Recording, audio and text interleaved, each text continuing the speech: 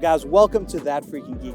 And today we're going to be talking about sports. That's right, sports on a video game channel. But instead, what we'll actually be talking about is the new sports game, NBA 2K23. And because I don't know much about sports, I have someone else here who's going to be talking about the game. He did a review, he played a bit about it.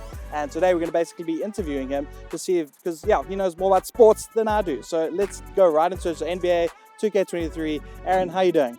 I'm good, thanks. And yourself? Yeah, I'm good. It's great to have you. Thank you so much for reviewing the game for myself and all my followers who might be interested in what the hell is going on with NBA 2K23. But I've got my first question for you is, what do you think of the My Career game mode and the immersive open world in NBA 2K23?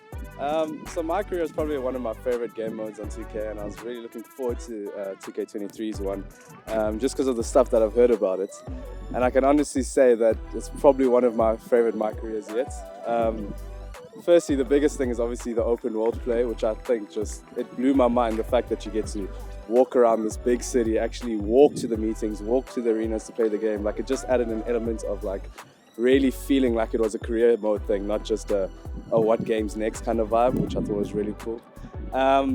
And yeah, overall the storyline was good. I was a bit disappointed because they took out the high school and college seasons that you normally play in My Career, which was a bit bumming because I thought it added some stuff. But I think starting off straight into the draft with the stuff they've added, it holds it up anyway. So pretty good. I really enjoyed it, yeah.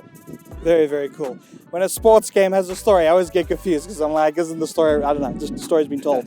But I guess, hey, that's the thing. Okay, moving on to the next question is, what do you think of the retro game modes, such as the Jordan Challenge? Let's start there.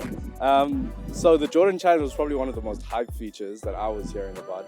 And what really makes it is the retro game mode. And basically what they've done is they've taken all of the biggest game in Michael Jordan's careers, from his UNC NCAA college championship game all the way to his last flu game where he hit the winning shot. And what they've done is basically captured those games with those retro feels to it. So it feels like you're actually playing in the 80s or in the 90s with the filters that they add to the cameras, the announcers and how they present, all the way to the text that they use for the name. So it feels like you're actually playing in that era, which I think is really cool.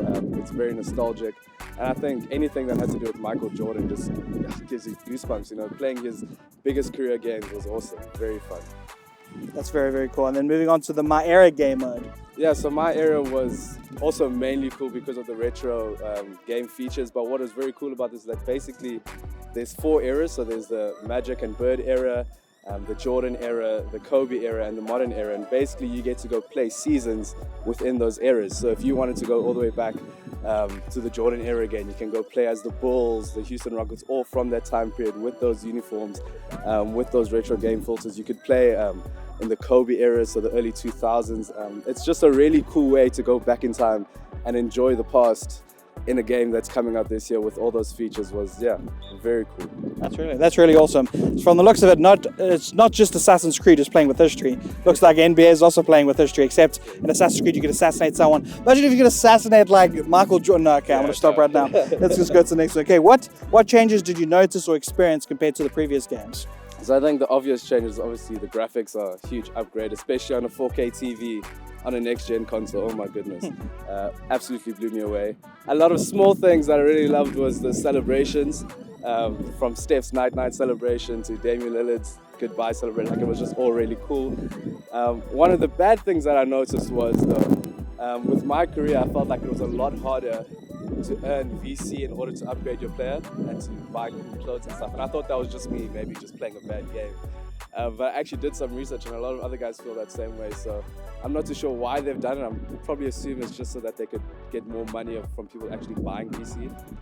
But that was one of the bad things that I had to experience. But other than that, all the stuff like the new celebrations, the new graphics, there's some new features. For example, like you can't over dribble. They have a specific, I think it's like three drive limits on how many times you can actually drive and dribble the ball before your attributes will go all the way down. So that was pretty cool because I'm not a dribbler, so it didn't affect me much, but it helped defending. But yeah, a lot of small things. Cool. Yeah, I heard about that dribbling thing. I heard a lot of people took advantage of it. So now it's a little bit more easier and more experience to rely on the characters and the players to do those different kind of shots. Moving on to the last one of the last questions, is it worth the upgrade from 2K22. Maybe you can even touch a little bit about how you actually played a little bit on Series X and a bit on Xbox One. Yeah. Like, tell me a little bit about that. So firstly, I think it's worth the upgrade if you're really keen on the retro game features like the Jordan Challenge and the My Areas. If you just play mainly My Career and play at the park, unless you have the cash, I wouldn't say it's worth it. Besides the open and immersive world, unless you have a next-gen console like an Xbox Series X or a PS5, then that's all fun and games. But if you're still playing on an Xbox One, and I assume PS4 because I haven't played on that, you're not really going to get that open immersive world. So My Career for you is pretty much staying the same, not much is changing. So I think depending on the console you have really determines on whether or not it's worth the upgrade, in my opinion. All right. Well, there we go. You heard it there first from Aaron, sports connoisseur, sports champion. I don't even, yeah, but you've heard of it here first. But basically, unfortunately, there are still these last gen versions of the games, which seems to be more of a bit of a money grab. Because it seems to be kind of going from one kind of iteration to the other, not changing too much. But that's sports games for you. That's how I've always seen them.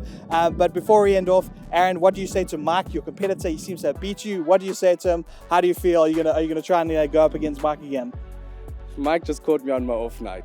That's what that was. You got lucky, bro. You got lucky, don't you?